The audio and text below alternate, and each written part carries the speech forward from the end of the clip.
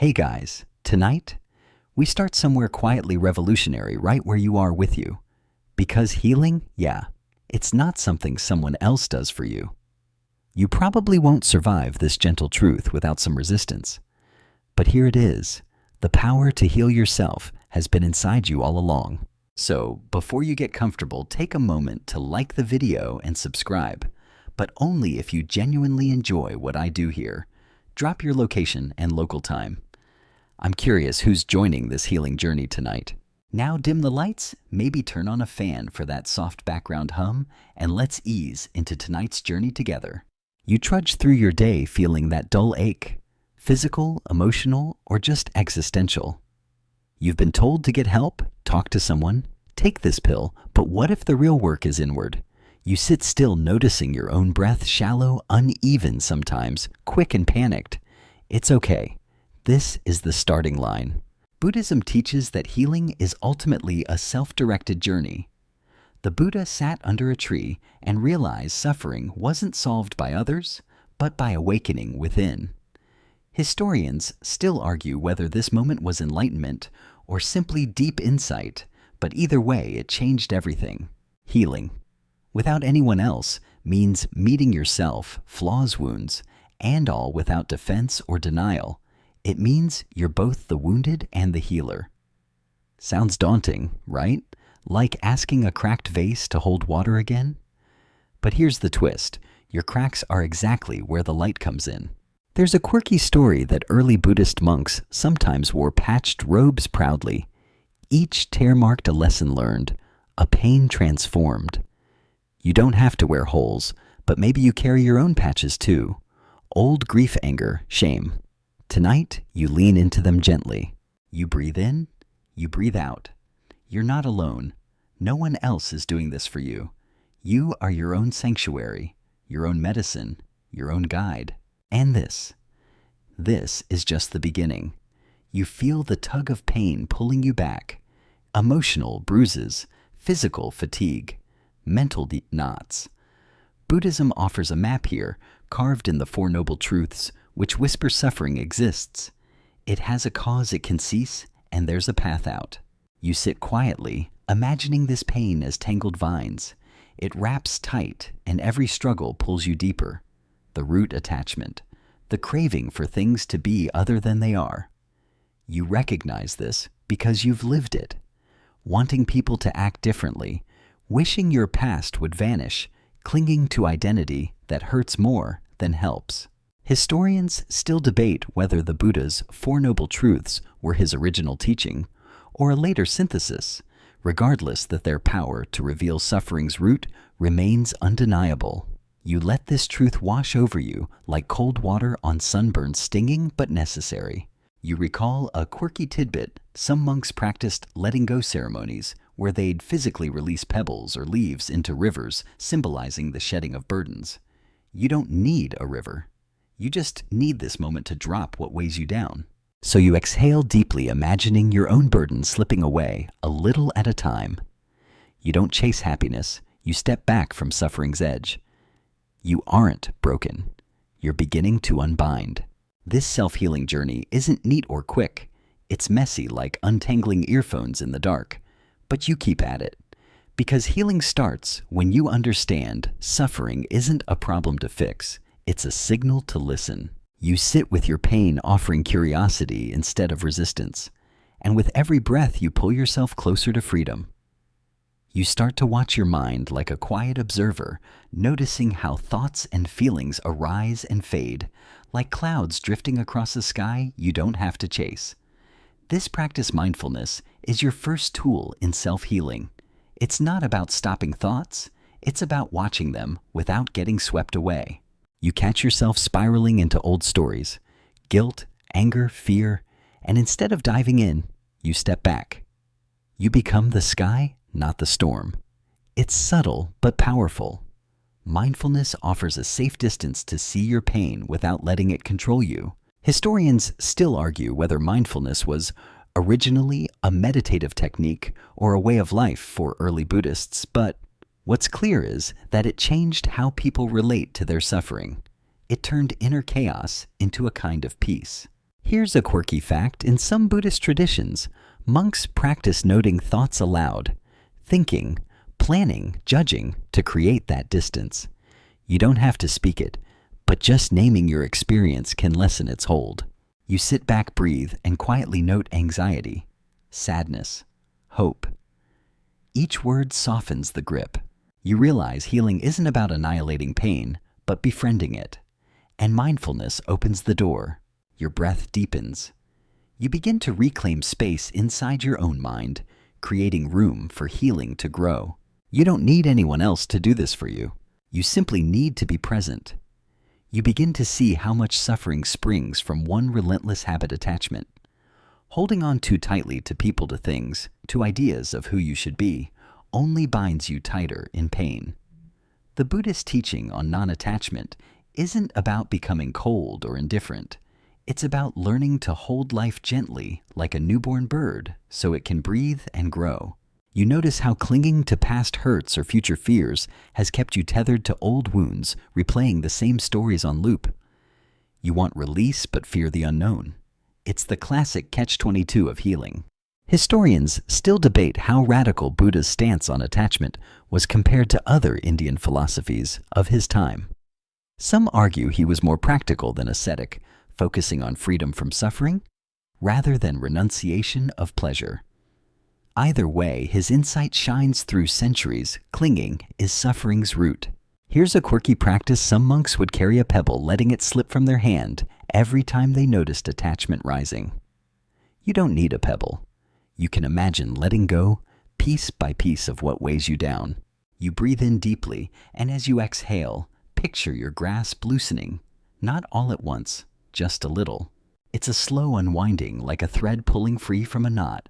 You remind yourself letting go doesn't mean losing yourself. It means freeing yourself to be whole. You feel lighter, but more grounded. You are beginning to heal without needing anyone else to do it for you. You find yourself returning to the breath, steady, calm, unwavering. Breath is the ever-present anchor on this journey of self-healing. It's the thread weaving through your pain and peace alike, a constant companion you can always return to. You inhale the cool air. You feel it fill your lungs, your belly rising gently like a calm sea. You exhale, releasing tension, softening tightness. The rhythm becomes your refuge when thoughts spin wild. Buddhist monks have long used breath meditation to cultivate this presence.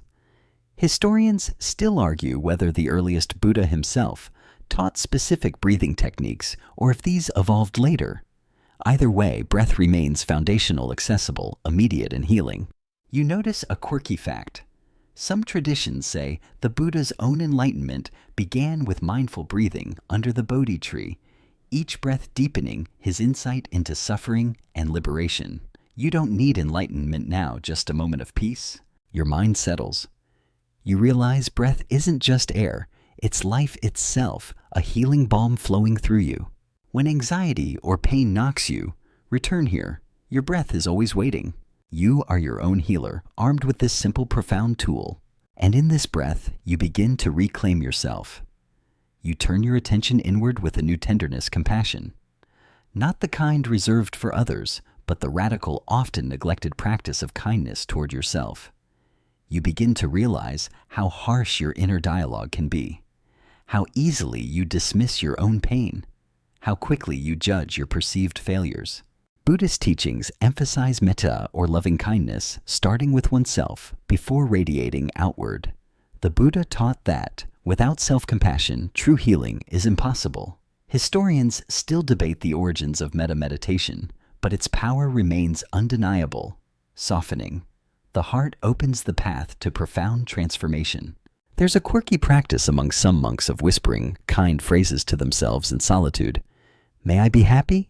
May I be free from suffering? You don't have to whisper, but you might try it. Feel the words wrap around you like a warm blanket.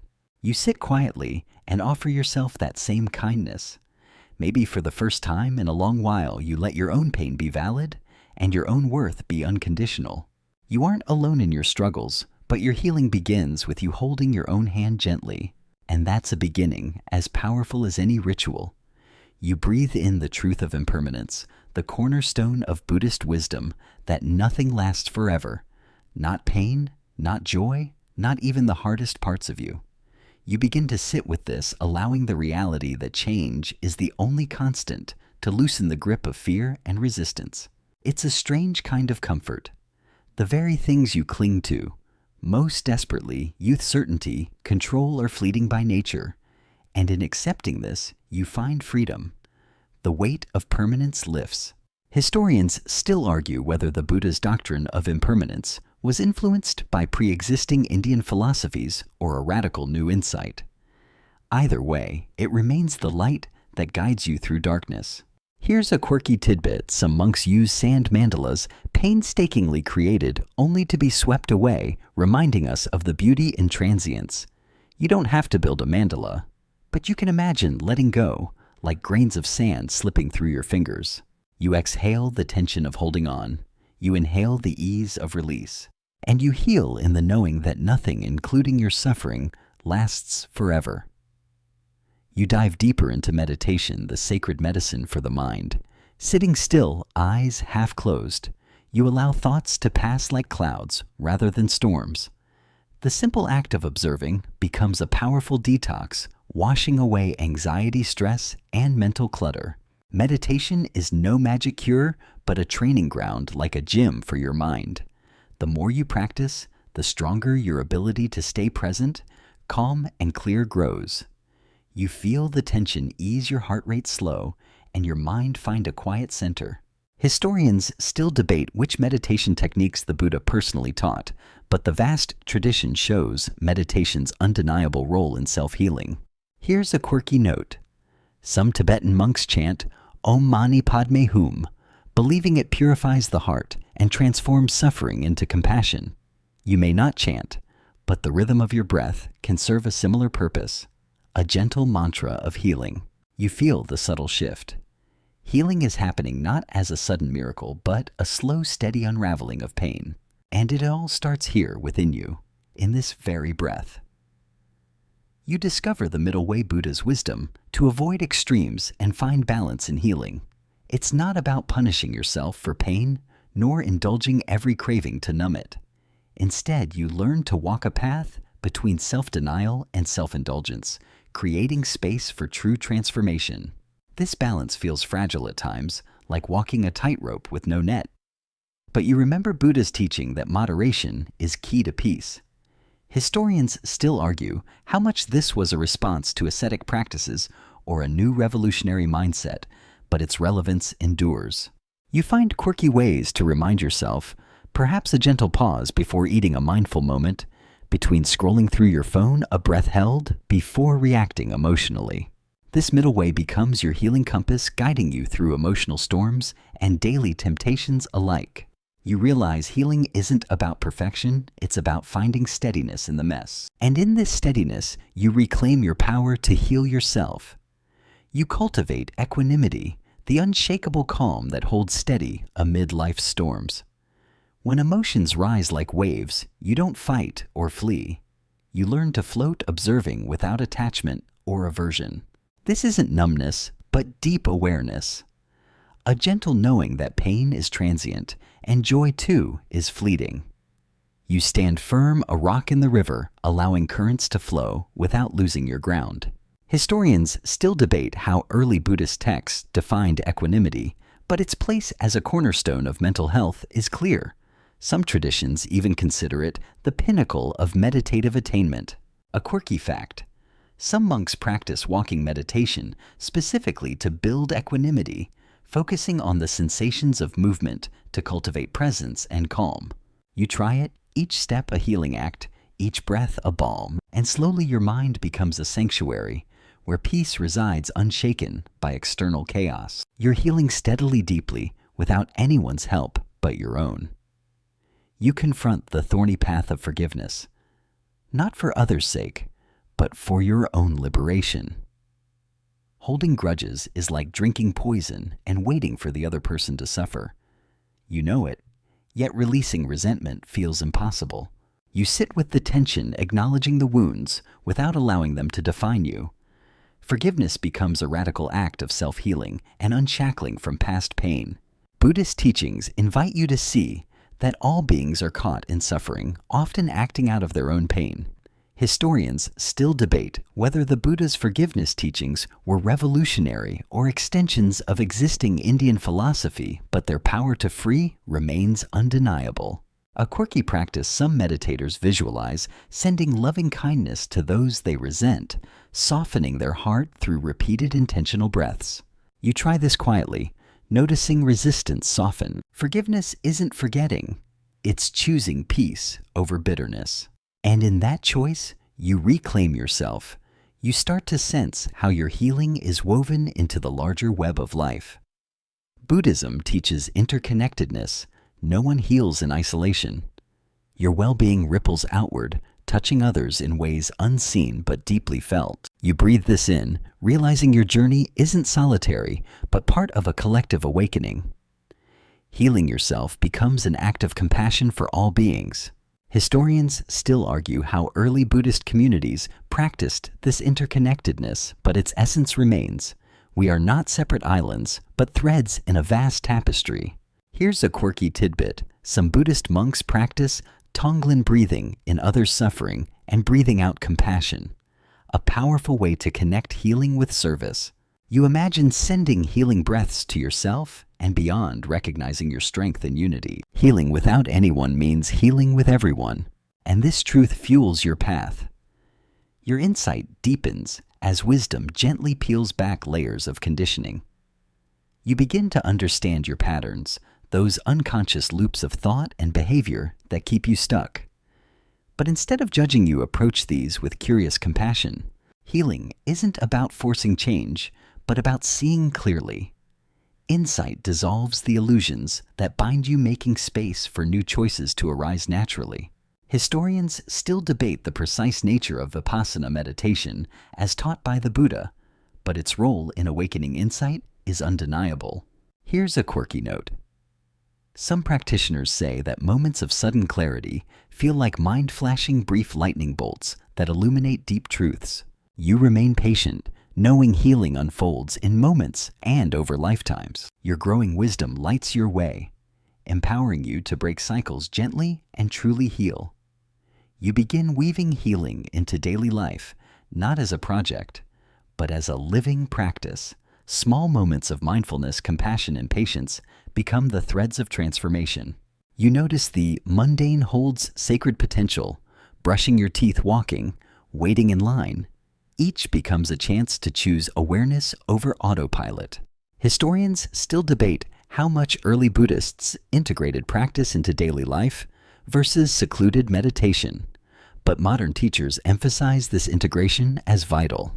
Here's a quirky fact. Some monks count breaths during chores to maintain presence, a method simple yet profound. You embrace these simple acts, creating a tapestry of healing that carries you steadily forward. Your self-healing blossoms in everyday moments, growing stronger with each breath. You arrive at the profound realization that healing is a lifelong journey you lead, not a destination someone else delivers. You embody the teacher, the patient, and the healer all at once. Each step forward, each breath of awareness, each act of kindness to yourself deepens your transformation. You understand that setbacks are not failures, but part of the unfolding path. Invitations to return gently to your practice. Healing without anyone else's help doesn't mean isolation, it means empowerment through presence and wisdom. Historians still debate the extent to which early Buddhist practitioners saw enlightenment as instantaneous or gradual, but your experience affirms it's a continuous process. A quirky teaching some yogis liken self-healing to tending a garden you nurture patiently, knowing growth comes in its own time. You smile softly, recognizing you are both the gardener and the garden whole and ever becoming. You heal yourself always, and without anyone, embracing the journey with open hands and a compassionate heart.